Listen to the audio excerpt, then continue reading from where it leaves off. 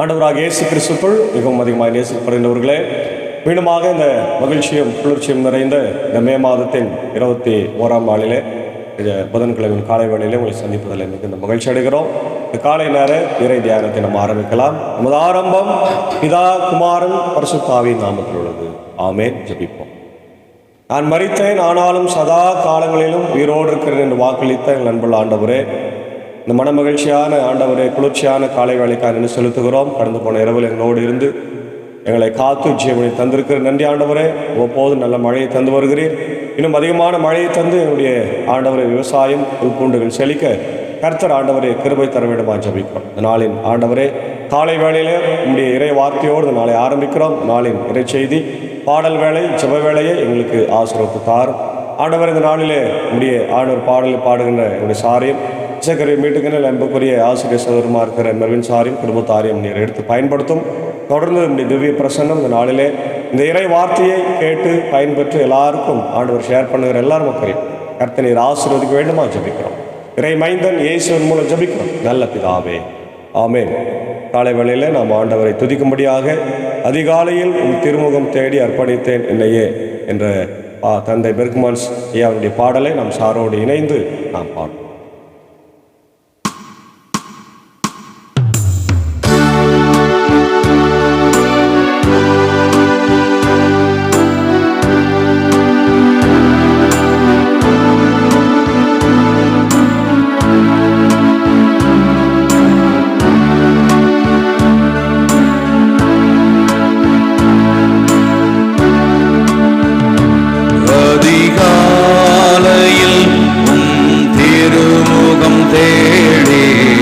அர்ப்பணித்தேன் என்னையே, ஆராதனை துதி தோத்திரங்கள் அப்பனே உமக்கு தந்தேன்.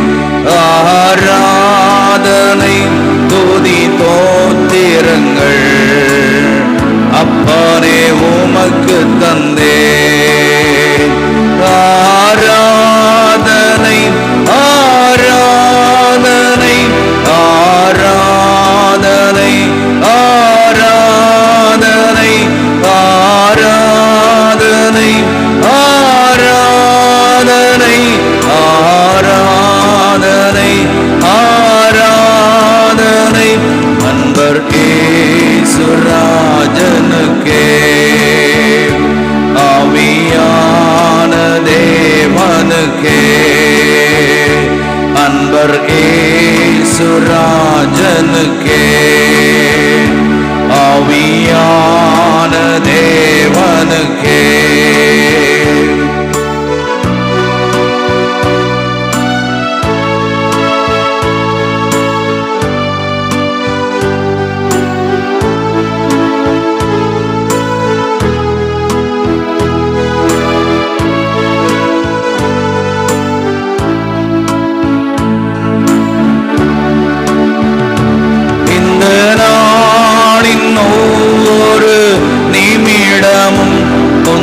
நினைவால் நிரம்ப வேண்டும். இந்த நாளின் ஒவ்வொரு நிமிடமும் உந்தன் நினைவால் நிரம்ப வேண்டும். என் வார்த்தையெல்லாம் பிறர் காயம் மாற்ற வேண்டும். என் வார்த்தையெல்லாம் பிறர் காயம் மாற்ற வேண்டும். ஆராதனை ஆராதனை ஆராதனை ஆராதனை ஆராதனை ஆராதனை ஆராதனை ஆராதனை அன்பர் இயேசுராஜனுக்கே, ஆவியான தேவனுக்கே. அன்பர் இயேசுராஜனுக்கே, ஆவியான தேவனுக்கே.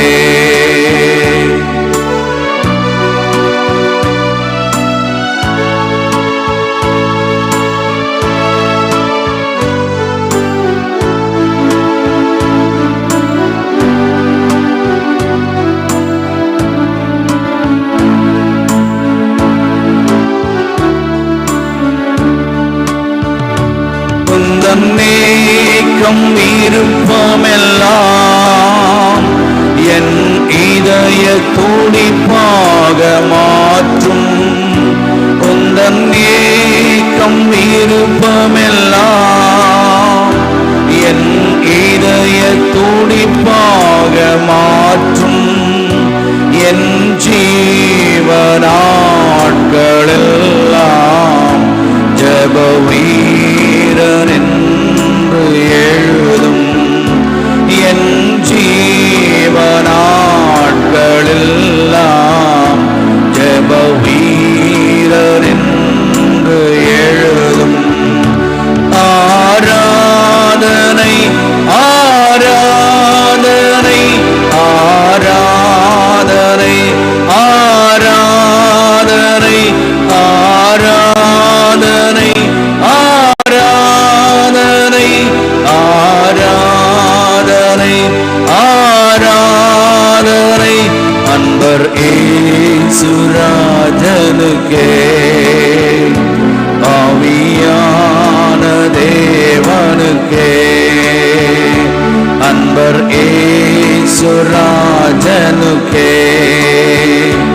ஆவியான தேவனுக்கே.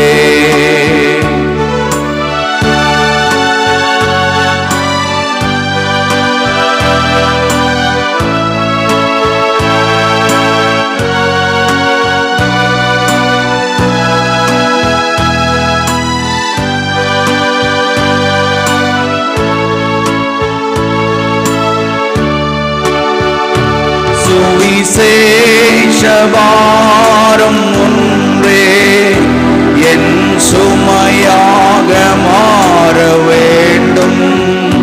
சுவிசேஷபாரம் ஒன்றே என் சுமையாக மாற வேண்டும். என் தேச எல்லை எங்கும் உம் நாமம் சொல்ல வேண்டும். என் தேச எல்லை எங்கும் உம் நாமம் சொல்ல வேண்டும்.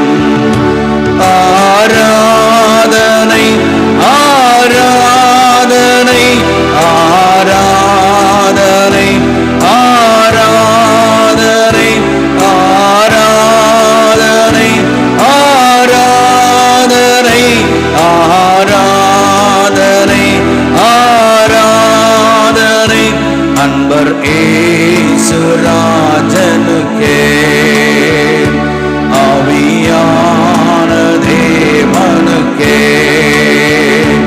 அன்பர் இயேசுராஜனுக்கே ஆவியான தேவனுக்கே. அன்பு நேசரே உம் திருமுகம் தேடி அர்ப்பணித்தேன் என்னையே. ஆராதனை துதி தோத்திரங்கள் அப்பனே உமக்கு தந்தே.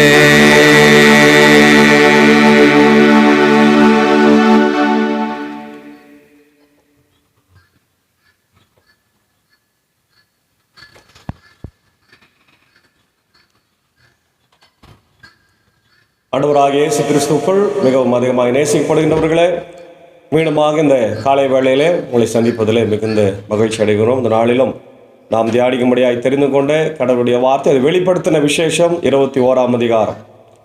இந்த பகுதி மிகவும் முக்கியத்துவம் வாய்ந்த ஒரு பகுதி. A new heaven and a new earth, புதிய வானம் புதிய பூமி என்கின்ற அழகான ஒரு தலைப்பு. மாணவர்களே, வேதத்தில் கடைசி புத்தகம், கடைசி அதிகாரத்திற்கு முன்னாடி இருக்கின்ற 21ஆம் அதிகாரம். இங்கே புதிய வானம் புதிய பூமி இயேசு ஆண்டவருடைய மிகப்பெரிய ஒரு சிந்தனையாக இது இருக்கிறது. அதான் இங்கே நாம் பார்க்குறோம். திருவிவிலியத்தில் புதிய விண்ணகமும் புதிய மண்ணகமும் என்று சொல்லப்பட்டிருக்கிறது. அப்போ புதிய விண்ணகமும் புதிய மண்ணகமும் உருவாக வேண்டும் என்றால் புதிய படைப்பாக நாம் மாற வேண்டும். அல்லேலூயா. புதிய விண்ணகமும் மண்ணகமுமாய் நாம் இருக்க இந்த உலகத்தில் மாற வேண்டும் என்றால் நாம் புதிய படைப்பாய் மாறணும். அதான் சொல்றார்.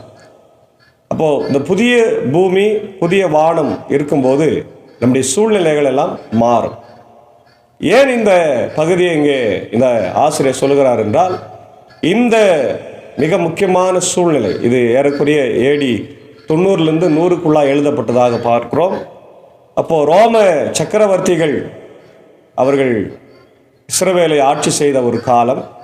இஸ்ரவேல் மக்களை ரோமர்கள் ஆட்சி செய்ததுனால மிக முக்கியமாக கிறிஸ்தவர்களை துன்புறுத்தின ஒரு காலம் என்று பார்க்கிறோம். அவர்களை நெருப்பிலே போட்டு வாட்டி வதைத்து கொலை செய்து சிங்க கபிகளில் போட்டு எல்லாம் துன்புறுத்தின ஒரு காலமாக இருக்கிறபடினாலே அவர்களுக்கு ஒரு நம்பிக்கை கொடுக்கின்ற ஒரு சூழ்நிலையில் இது எழுதப்பட்டது. அதை நம்ம இந்த பகுதியில் நம்ம பார்க்கிறோம். பின்பு நான் புதியதொரு விண்ணகத்தையும் புதியதொரு மண்ணகத்தையும் கண்டேன். முன்பு இருந்த விண்ணகமும் மண்ணகமும் மறைந்து விட்டன, கடலும் இல்லாமல் போயிற்று. அப்பொழுது புதிய எருசலேம் என்னும் திருநகர் கடவுளிடமிருந்து விண்ணகத்தை விட்டு இறங்கி வர கண்டேன். தன் மணமகனுக்காக தன்னையே அணி செய்து கொண்ட மணமகளைப் போல அது ஆயத்தமாய் இருந்தது. இப்போ விண்ணகத்தில் இருந்து ஒரு நகரமே இறங்கி வருகிறது. அதுதான் ஆண்டவருடைய மிகப்பெரிய உன்னதமான ஒரு நகரம், பரலோகம். அந்த பரலோகம் வானத்திலிருந்து இறங்கி வருகிறது இல்லையா? விண்ணக காற்றே நீ அசைந்தாடு என்ற பாடலை நாம் பாடுகிறோம். அதெல்லாம் புரட்சிகரமான ஒரு பாடல்கள். ஏனென்றால் ஆண்டவருடைய பரலோகம் விண்ணகத்திலிருந்து இறங்கி வந்து இந்த உலகத்தில் நமக்கு ஆறுதலையும் சமாதானத்தையும் தருகின்றதாய் இருக்கிறது. அதான் இந்த பகுதியில் நம்ம பார்க்கின்ற காரியங்கள். பின்பு விண்ணகத்தில் இருந்து எழுந்த பெரும் குரல் ஒன்றை கேட்டேன். அது இதோ கடவுளின் உறைவிடம் மனிதர் நடுவே உள்ளது, அவர் அவர்களின் நடுவே குடியிருப்பார், அவர்கள் அவருக்கு மக்களாய் இருப்பார்கள், கடவுள் தாமே அவர்களோடு இருப்பார், அவரே அவர்களுடைய கடவுளாய் இருப்பார். பார்த்தீங்களா? அப்போ அந்த விண்ணகத்திலிருந்து இறங்கி வருகின்ற அந்த சபை அது ஒரு பெரிய ஆசீர்வாதமாய், ஏன்னா கடவுள் இறங்கி வருகிறார். அதான் முக்கியம். கடவுள் எப்பொழுதுமே தம் மக்களுக்காக இறங்கி வருகின்றவராய் இருக்கிறார். அல்லேலூயா. அவர் இறங்கி வந்து தம் மக்களோடு மக்களாய் வாழுகிறார். அப்போ என்னன்னா, உங்க கஷ்டத்திலையும் துன்பத்திலையும் ஆண்டவர் இருக்கிறார் என்ற செய்தியை மிக அழகாய் இந்த பகுதியில் ஆசிரியர் யோவான் நமக்கு சொல்லுகின்றார். ஏன்னா நிறைய நேரத்தில் நம்ம என்ன நினைக்கிறோம், நம்முடைய வாழ்க்கையில், நம்முடைய சூழ்நிலைகளில், நம்முடைய கஷ்டத்தில் துன்பத்தில் நாம் நம்முடைய வாழ்க்கையில் ஆண்டவர் இருக்கின்றாரா என்ற பெரிய கேள்வி நமக்கு எழுகிறது. ஒரு முறை அகஸ்டின் என்ற ஒரு மிகப்பெரிய இறையலாளர், அவர் யாருன்னு கேட்டிங்கன்னா கத்தோலிக்க ஃபாதர் மார்ட்டின் லூத்தருடைய பேராசிரியர். அவர் வாலிப பருவத்தில் அவர்கள் பிறந்த போதே கிறிஸ்தவர் தான். ஆனாலும் நிறைய பாவங்களுக்கு உட்பட்டு இருந்ததுனால அவருடைய தாயார் மரியா, அவங்க பேர் மரியா, அவருக்காக ஜபித்து கொண்டே இருப்பார், அழுது கொண்டே இருப்பார். ஒரு முறை கண்ணீரோடு அவங்க அழுது கொண்டிருக்கிற போது இவர் வீட்டுக்கு வருகிறார். அவரை அழைத்து, நீ ஏன் இப்படி செய்து கொண்டிருக்கிறாய், நீ மாற வேண்டும், நீ ஆண்டவருக்காக நீ அர்ப்பணிக்க வேண்டும் என்று சொல்லி அவரை வேண்டிக் கொள்ளார். அவர் அதை ஒரு பெரிய பொருட்டாக இல்லாமல் வெளியே போயிடுறார். வெளியே போயிட்டு வரும்போது அவங்க அம்மா இறந்துடுறாங்க. அவங்க அம்மா மேலே ரொம்ப ஒரு பாசம். இறந்துட்ட உடனே என்ன செய்யறதுன்னு தெரியாமல் ரொம்ப ஒரு அனாதையாக ஃபீல் பண்ணுறார். ஏன்னா அப்பாவும் இல்லை, உடன் பிறந்தவர்களும் இல்லை. அப்போது அம்மாவெல்லாம் அடக்கம் பண்ணிவிட்டு ஒரு நாள் கடற்கரை ஓரத்தில் உட்கார்ந்து கொண்டிருக்கிறார். அப்போ அவருக்கு தூக்கம் வருது, தூங்கிடுறார். தூங்கும் போது ஒரு கனவு வருகிறது. என்னன்னா, அவர் ஆபத்தான கஷ்டமான சந்தோஷமான நேரத்தில், மகிழ்ச்சியான நேரத்தில் இயேசு ஆண்டவர் அவர் கூட நடந்து போய் கொண்டிருக்கிறதாக ஒரு கனவு காண்கிறார். அப்போ அவர் மகிழ்ச்சியாக இருக்குதான். அதே தன்னுடைய தாயாரை இழந்து வருத்தத்தோடு துன்பத்தோடு இருக்கும்போது அவர் பார்க்குறாரு, இயேசு ஆண்டவர் இல்லை. 2 நாள் கால் தடம் அந்த மணலில் இருக்கிறார். அவர் கேட்குறாரு, ஆண்டவர் இது யாருடைய கால் தடம்? நீ சந்தோஷமாக இருக்கும்போது நான் உங்கூட வந்து கொண்டிருக்கிற கால் தடம் உன்னுடையது 2, என்னுடையது 2ன்றார். அப்போ துக்கமாக இருக்கும்போது பார்த்தா ஒரே ஒரு கால் தடம், ஒரு மனுஷனுடைய கால் தடம் மட்டும் இருக்குது. அப்போது அகஸ்டின் சொல்கிறார், அப்போ ஆண்டவரே துக்கமாக இருக்கும்போது நீர் எங்க கூட இல்லையா அப்படின்னும் போது ஆண்டவர் சிரித்து கொண்டே சொன்னாராம், இல்லை அகஸ்டின், அந்த கால் தடம் உன்னுடையது அல்ல, அது என்னுடையது. நான் உன்னை 2 கரங்களிலே தூக்கி கொண்டு சென்று கொண்டிருக்கிறேன் என்று சொன்னாராம். அப்பொழுதுதான் அவருக்கு அந்த விழிப்பு வந்து உடனடியாக நேரடியாய் மடத்துக்கு சென்று அவர் அங்கே படித்து கத்தோலிக்க பாதிரியாராக மாறி பேராசிரியராய் மாறி மிக சிறந்த இறையில் வல்லுநராய் மார்ட்டின் லூத்தருக்கே பேராசிரியர் இருந்தார் என்று வரலாறு சொல்லுகிறது. அன்பான தேவனுடைய பிள்ளைகளை நம்ம கூட நினைக்கிறோம், ஆண்டவர் என் கூட கஷ்டமான நேரத்துல எல்லாம் இருக்கிறது இல்லை, என்னை விட்டு போயிறாரு. இல்லவே இல்லை, அவர் எல்லா சூழ்நிலையிலும் நம்மோடு இருக்கிறார். அல்லேலூயா. அதனால தான் அவர் நம்ம மத்தியிலே இருக்கிறார் தான் இருக்கிறார். பாருங்க, அவர்கள் நடுவே அவர் இருக்கின்றார், அவர்கள் மக்களா இருக்கிறார். நம்மெல்லாம் அவருக்கு மக்களா இருக்கிறோம். கடவுள் தாமே அவர்களோடு இருக்கின்றார் என்று சொல்றார். இப்போ சொல்றார், அவருடைய கண்ணீர் அனைத்தையும் அவர் துடைத்து விடுவார். இனிமேல் சாவு இராது, துயரம் இராது, அழுகை இராது, துன்பம் இராது, முன்பு இருந்தவை எல்லாம் மறைந்து விட்டன. அல்லேலூயா. பார்த்தீங்களா, கண்ணீர் கிடையாது, அதை துடைத்து விடுகிறார். சாவு இராது, துயரம் இராது, அழுகை இராது, துன்பம் இராது, இவை எல்லாவற்றையும் ஆண்டவர் துடைத்து விடுகிறார். No more sufferings, no more pain, no more suffering. The end of the pain, because God is with us. Our Lord is with us. மணமகன் மணமகளோடு இருக்கும்போது மணமகளுக்கு எந்த துன்பமும் வராமல் அவர் பார்த்து கொள்வார். அதுதான் இந்த பகுதியில் நம்ம பார்க்கிறோம். மூன்றாவது, புதிய எருசலேம் இறங்கி வருகிறது. The bride of Christ, இல்லையா? New Jerusalem as the bride of Christ. இது என்ன குறிக்குதுன்னா, ஆண்டவர் நம்மோடு கூட இருக்கிறார். God's presence with his people. கடவுளுடைய உடன் இருப்பு. அதான் 9 முதல் 27 வசனங்கள் அந்த அதிகாரம் முழுமையாகவே நம்ம பார்க்கிறோம். அதான் சொல்றார் இல்லையா, கடவுளுடைய இருப்புத்தன்மை நம்ம. அப்பொழுது அரியணையில் வீற்றிருந்தவர், இதோ நான் அனைத்தையும் புதிதாக்குகிறேன் என்று கூறினார். மேலும் இந்த வாக்குகள் நம்பகத்தங்கவை, உண்மை உள்ளவை என்று எழுது என்றார். பின்பு அவர் என்னிடம் கூறியது, எல்லாம் நிறைவேறிவிட்டது. அகரமும் நகரமும் நானே, தொடக்கமும் முடிவும் நானே. தாகமாய் இருப்போருக்கு வாழ்வு அளிக்கும் நீரூற்றிலிருந்து நான் இலவசமாய் குடிக்க கொடுப்பேன். வெற்றி பெறுவோர் இவற்றை உரிமை பேராய் பெறுவர். நான் அவர்களுக்கு கடவுளாயிருப்பேன், அவர்கள் எனக்கு மக்களாய் இருப்பார்கள். இல்லையா? இப்போ அடுத்தது அவர் இந்த உரிமை பேராகிய சொத்தை, பரலோக வாழ்வை நமக்கு தர இருக்கிறதை. அப்போ அங்கெல்லாம் யார் போவாங்க, போக மாட்டாங்கன்றது சொல்றார். ஆனால் கோழைகள், நம்பிக்கை இல்லாதோர், அருவருப்புக்குரியவர், கொலையாளிகள், பரத்தமையில் ஈடுபடுவோர், சூனியக்காரர், சிலை வழிபாடு செய்கிறவர், பொய்யர் ஆகிய அனைவருக்கும் நெருப்பும் கந்தகமும் எரியும் ஏரியே உரிய பங்காகும். இதுவே இரண்டாம் சாவு. இப்போ முதல் சாவுன்னு ஒன்று இருக்குது, ரெண்டாவது சாவு நமக்கு இருக்கிற. முதல் சாவு பாவத்துக்கு செத்து நீதிக்கு பிழைக்கின்ற அது ரெண்டாவது சாவு. இது மூணாவது சாவு. நம்முடைய ஆன்மா ஆண்டவருக்கு தேவை, ஆனால் நம்முடைய உடல் இந்த உலகத்தில் இறந்து போகும். 3 விதமான மரணங்கள் இருக்கிறது நம்ம பார்க்குறோம். அப்போ அடுத்தது புதிய எருசலேம் பற்றி இந்த செய்தி நம்ம பார்க்குறோம். இறுதியான அந்த 7 வாதைகள் நிறைந்த 7 கிண்ணங்களை கொண்டிருந்த 7 வானதூதர்களில் ஒருவர் வந்து, வா, ஆட்டுக்குட்டி மணந்து கொண்ட மணமகளை உனக்கு காட்டுவேன் என்று என்னிடம் கூறினார். தூய ஆவி என்னை ஆட்கொள்ளவே அந்த வானதூதர் ஒரு பெரிய உயர்ந்த மலைக்கு என்னை கொண்டு சென்றார். திரு நகரான எருசலேம் கடவுளிடமிருந்து விண்ணகத்தை விட்டு இறங்கி வருவதை எனக்கு காட்டினார். அதில் கடவுளின் மாட்சி விளங்கிற்று. விலை உயர்ந்த கல் போன்றும் படிக்கல் போன்றும் அதன் ஒளி பளிங்கென துலங்கியது. அதை சுற்றி பெரிய உயர்ந்த மதிலும் அதில் 12 வாயில்களுக்கு இருந்தன. வாயில்களுக்கு பொறுப்பாய் 12 வானதூதர்களும் நின்றார்கள். இஸ்ரேல் மக்களுடைய 12 குலங்களின் பெயர்களும் அங்கே இருந்தது. கிழக்கே 3, வடக்கே 3, தெற்கே 3, மேற்கே 3 அவை பிரித்திருந்தன. நகரின் மதில் 12 அடிக்கற்களை கொண்டிருந்தது. அவற்றில் ஆட்டுக்குட்டியின் 12 திருத்தூதர்கள் பெயர்களும் எழுதப்பட்டிருந்தன. என்னோடு பேசியவர் நகரையும் அதன் மதிலையும் வாயில்களையும் அளக்கும் பொருட்டு பொன்னாலான ஒரு அளவுகோலை வைத்திருந்தார். அப்போ அந்த அழகான எருசலேம் நகர், அதாவது பரலோகத்தின் எருசலேம் எப்படி அழகா இருந்தது, அது பொற்தலை வீதியா இருந்தது. அங்கே ஒளி தேவையில்லை, அங்கே ஆலயமே இல்லை. ஏன்னா ஆண்டவரே ஆலயமா இருக்கிறார். அல்லேலூயா.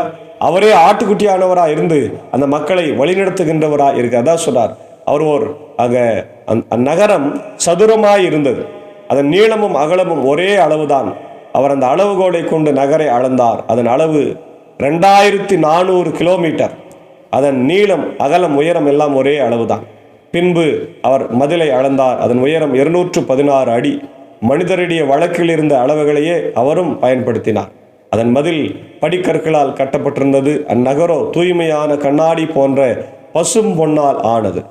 நகர மதிலின் அடிக்கற்கள் விலை உயர்ந்த எல்லாவித கற்களாலும் அணி செய்யப்பட்டிருந்தன. முதலாவது படிகக்கல், இரண்டாவது நீலமணி, மூன்றாவது பலவண்ண படிகம், நான்காவது மரகதம், ஐந்தாவது கோமேதகம், ஆறாவது மாணிக்கம், ஏழாவது பொற்கள், எட்டாவது படிக பச்சை, ஒன்பதாவது புஷ்பராகம், 10வது வைடூரியம், 11வது பதுமாராகம், 12வது சுகந்தி.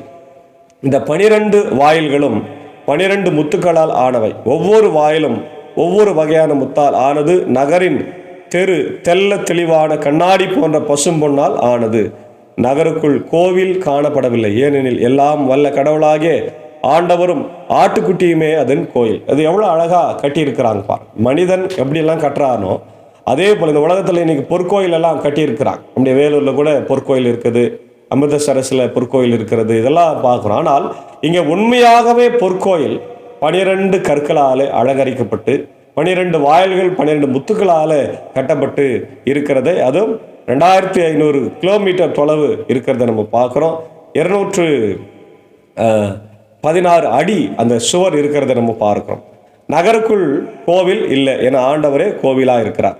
அந்நகருக்கு ஒளி கொடுக்க கதிரவனோ நிலவோ தேவைப்படவில்லை, ஏனால் கடவுளின் மாட்சியே அதன் ஒளி, கடவுளுடைய மகிமையே அதற்கு ஒளியாக இருக்கு. ஆட்டுக்குட்டியானவரே அதன் விளக்கு, மக்களினத்தார் அதன் ஒளியில் நடப்பார்.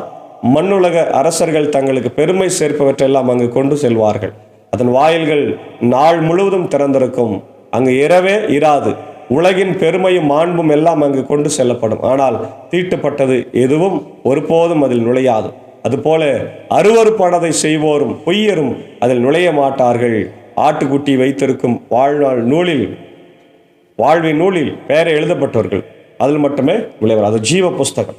இந்த ஜீவ புஸ்தகத்தில் மட்டுமே நம்முடைய பேர் இருந்தால் மட்டும்தான் நம்ம உள்ள போக முடியும். அதுதான் இந்த பகுதியில் முக்கியமாக இருக்கு இல்லையா? The characteristics of the new creation: no more tears or no more pain, no more suffering, because God is present with us. The eternal life, the promise of eternal life என்று நம்ம பார்க்கிறோம். மாத்திரமல்ல, இங்கே என்ன சொல்றாருன்னா, hope for the future, இல்லை living with the purpose, God's love and presence. அதான் முக்கியமானது இங்கே நம்ம பார்க்குறோம். இதை குறித்து நம்ம பார்க்கும்போது ஆதியாகமம் 1:31 புது படைப்பு, முதலாக மனிதனை படைத்த அந்த செயல்பாடு. ஏசாயா 65:17 புதிய வானத்தை புதிய பூமியை பற்றி அங்கே ஏசாயா பேசுகிறார். 2 பேதுரு 3:13 புதிய வானம் புதிய பூமியை பற்றி பேதுரு பேசுகிறார். அதே போல எபிரேயர் 11:10 ஆபிரகாமுடைய அந்த ஹெவன்லி ஹோப், பரலோக நம்பிக்கை குறித்து பேசுகிறார். அதே நேரத்தில் கலாத்தியர் 4:26 நம்ம பார்க்குறோம்.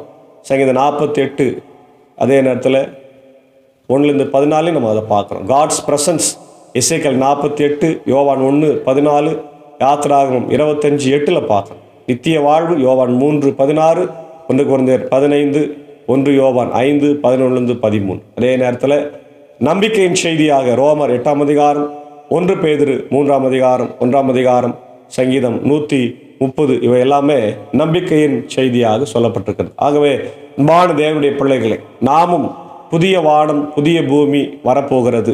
அது நிச்சயமாய் ஆண்டவர் நம்முடைய வாழ்க்கையில் தருவார். அது என்னன்னாக்கா, நம்முடைய வாழ்க்கையில் ஆண்டவர் தருகிற நம்பிக்கை, சந்தோஷம், சமாதானம், அவருடைய உடன் இருப்பு நம்மோடு கூட இருக்கிறது என்பதை உணர்ந்து, இந்த உலகத்தில் உபத்திரவங்கள், கஷ்டங்கள், துன்பங்கள், துயரங்கள் வந்தாலும் அது எல்லாவற்றையும் நாம் விட்டுவிட்டு, ஆண்டவர் ஆட்டுக்குட்டி ஆண்டவர் என்னோடு கூட இருக்கிறார், எனக்காக கல்வாரி சிலுவையிலே அடிக்கப்பட்டு நொறுக்கப்பட்டு ரத்தம் சிந்தப்பட்ட ஆட்டுக்குட்டி ஆண்டவர், அவருடைய ரத்தத்தையும் சரீரத்தை நான் புசித்தால் எனக்கு பரலோக வாழ்க்கை உண்டு. அங்கே அழுகை இல்லை, கண்ணீர் இல்லை. அது அழகான பளிங்கு போன்ற ஒரு கண்ணாடியை போல. இன்றைக்கி கண்ணாடி பேழையெல்லாம் பார்க்குறோம், நம்ம கண்ணாடி பிரிட்ஜ் பார்க்குறோம். கன்னியாகுமரியில் நம்முடைய முதல்வர் அவர்கள் ஆக விவேகானந்தர் ராக்குக்கும் திருவள்ளுவர் ராக்குக்கும் கண்ணாடி பிரிட்ஜ் போட்டிருக்கிறார். அதுபோல பரலோகத்தின் வாசல் கண்ணாடியை போல பளிங்குனால தங்கத்தால் அது போடப்பட்டிருக்கும் என்று சொல்லப்படுறது. அப்படிப்பட்ட பொற்தல வீதியிலே நம் ஆண்டவருடைய சமூகத்தில் நின்று அவரை துதிக்கும்படியாக, ஆட்டுக்குட்டி ஆண்டவரை வணங்கும்படியான ஒரு காலகட்டத்தை ஆண்டவர் நமக்கு தருவார் என்ற சிந்தனையோடு வாழ, நம்பிக்கையோடு வாழ, நாம் இந்த உலகத்தில் சாட்சியாக ஜீவிக்க கர்த்தர் நமக்கு உதவி செய்வாராக. ஆமேன். ஜெபிப்போம். சர்வ வல்லமையும் மிகுந்த இரக்கமும் கிருபை நிறைந்த நல்ல ஆண்டவரே, இந்த மனமகிழ்வான காலை வேலைக்காய் நன்றி செலுத்துகிறோம் ராஜா. கடந்து போன இரவில் எங்களோடு இருந்து நல்ல மழையை தந்திருக்கிறீர். தொடர்ந்து மழையை தாரும். எங்களுடைய ஆண்டவரே, புல் பூண்டுகளும் கால்நடைகளும் விவசாயம் செழிக்கட்டும். குறிப்பாக என்னுடைய ஆறுகள், குளங்கள், பள்ளங்கள், மேடுகள் எல்லாம் நிரம்பட்டும் ராஜா. நிரம்பி இப்படிய ஆண்டவர் வாழ்க்கை ஆசீர்வாதமாக இருக்கும். இந்த நேரத்தில் இந்த இறை வார்த்தையை கேட்டுக்கொண்டிருக்கிற அகில உலகத்தில் இருக்கிற மக்களுக்காக ஜெபிக்கிறோம்.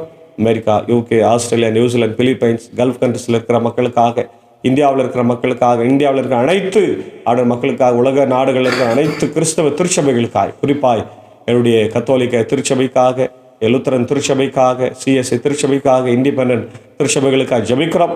ஸ்தாபனங்கள், பள்ளிக்கூடங்கள், மருத்துவமனைகள் எல்லாம் ஆண்டவரை காத்து அதன் வழியாய் சுவிசேஷத்தை அறிவிக்க கிருபை தரும். குறிப்பாய் இப்படி இந்திய சுவிசேஷத்தின் திருச்சபை 3 சபை சங்கங்கள், போதகர்கள், ஊழியங்களை ஆண்டவர் ஆசீர்வதிங்க. பள்ளிக்கூடங்கள், சிறப்பு பள்ளிக்கூடங்கள், பரிசுத்த மருத்துவமனை காத்துல வேண்டுமா ஜெபிக்கும். குறிப்பாக இந்த நாளில் அப்படியே ஆண்டவர் ஊழியத்தில் இருக்கிற அப்படியே அன்பர் சாரியம், இப்படி சாக்கு சாரியம் நீர் ஆசீர்வதிங்க. இப்படி ஏஞ்சாக்க அன்பான பிள்ளைகளை வழிநடத்த தேவையை சந்திங்க ராஜா. இதோ நேரத்தில் இசைக்கருவியை மீட்டிய அன்பு சகோதரரும் ஆசிரியமாக இருக்கிற மெர்வின் சாருக்காக, அவருடைய அன்பு மனைவி பிள்ளைகளுக்காக, அவருடைய அன்பு தாயாருக்காக, சகோதரி இப்படி கணவர் பிள்ளைகளுக்காக ஜெபிக்கிறோம். இந்த ஊழியத்தில் எங்களோடு இணைகிறபடினால அவரையும் ஆசீர்வதையும் வழிநடத்த அவருடைய ஊழியர்களை எடுத்து பயன்படுத்தும். தொடர்ந்து இந்த நாளிலே அடியேனையும் குடும்பத்தாரை ஆசீர்வதித்து பலப்படுத்த ராஜா. குறிப்பாய் இதை கேட்டு பயன்படுகிற ஒவ்வொரு மக்களுடைய வாழ்க்கையில கிருபை, சமாதானத்தை, சந்தோஷத்தை தாரும், பலவீனங்கள் எல்லாம் மாற்றும். விசேஷமாக இதோ இந்த நேரத்தில் பிறந்த நாளைக்கு நன்றி செலுத்துகின்ற இப்படி அருமையான ஆண்டவர் ஜான் அண்ணன், அவருடைய அன்பு துணைவியார் திருமதி சூசன் ஜான் அவர்களுக்காக ஜெபிக்கிறோம். இந்த நாளில் தன்னுடைய பிறந்த நாளைக்கு நன்றி செலுத்துகிற போது இப்படி கிருபை தருகிறார். அவர்களும் ஊழியத்தில் இருக்கிறாங்க. இசைக்கருவியை மீட்டி தன்னுடைய ஊழியத்தை செய்கிறாராச்சு. அவருக்கு நல்ல சுகத்தை பலத்தை தார்.